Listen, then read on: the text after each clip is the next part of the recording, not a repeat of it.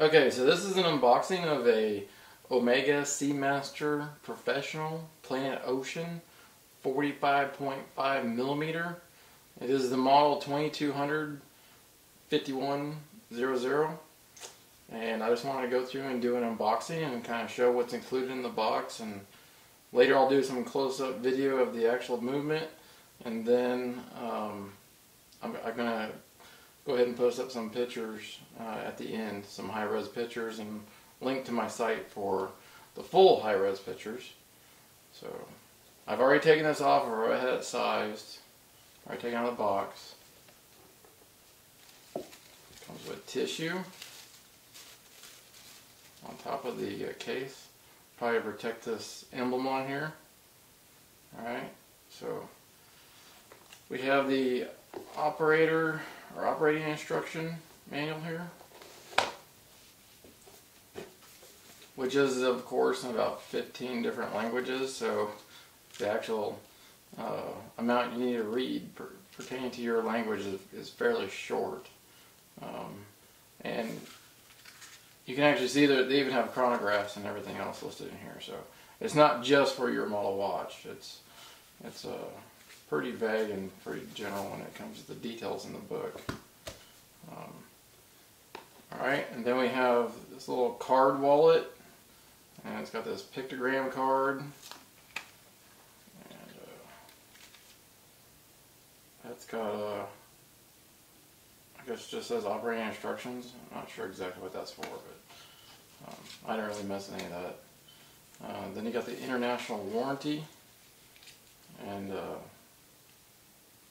I believe it comes with a 3-year warranty from Omega.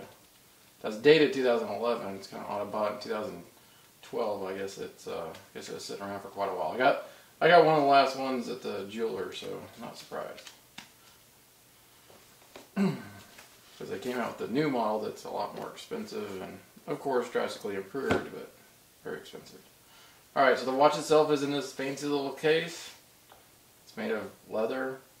It does have a sticker on the bottom I find kind of funny. It says made in China. When you buy an expensive watch, you don't really expect the leather case to be made in China, especially from a Swiss movement or Swiss company. Alright, so I'm going to put it in the case. There's the actual watch itself. I have extra links that I put in this little storage container underneath here. There's a tab right here to pull it up to access it once you remove the watch. And here's a little ID tag that came with the watch. And then it comes on the little, what are we going to call this little sock thing. So that's the actual watch. So I'll go ahead and put it down and go change the camera, and I'll talk about it and show some high-res pictures of the movement while I'll do it.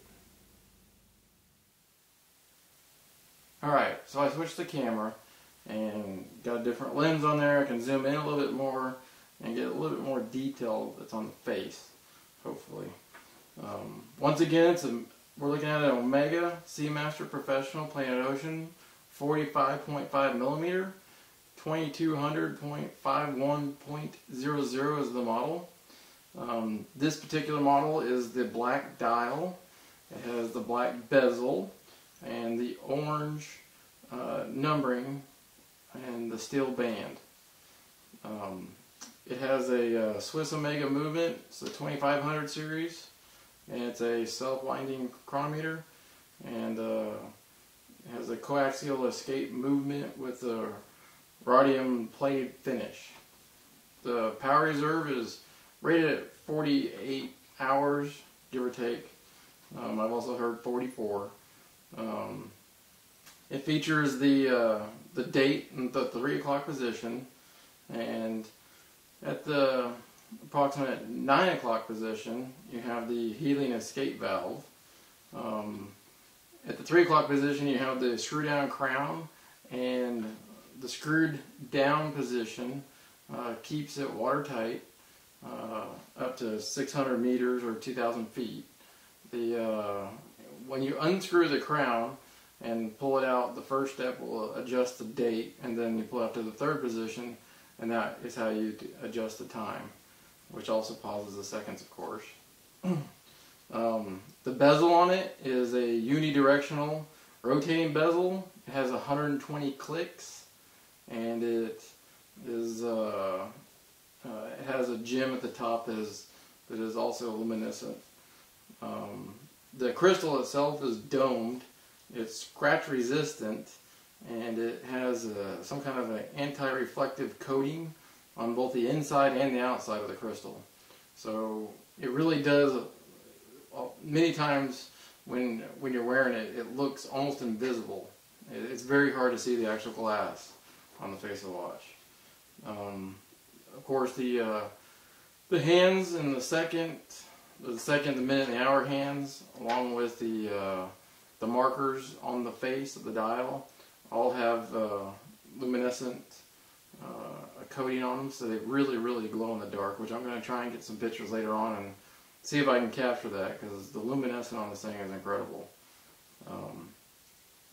The backing on it is a screw down type, I guess you would call it a diver style screw down backing. It takes like a special tool to get it off. The case itself, along with the band, is all stainless steel. The band it's a 7-inch band, and it has a diver's extension on it, which means you can actually expand it out even larger. And some cheap watches and some other ones, the diver's extension will come out easily. This one, you have to intend on taking out, but it comes out whenever you want to. It expands when you want to. The case is 45.5 millimeter, and that's the diameter of the case. And the thickness is 15 millimeter, and you'll be able to see in the pictures that's actually a pretty thick watch.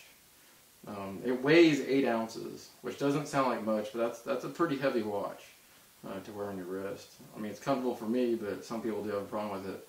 With the size, the thickness, and the weight of this watch, it's a fairly good sized watch.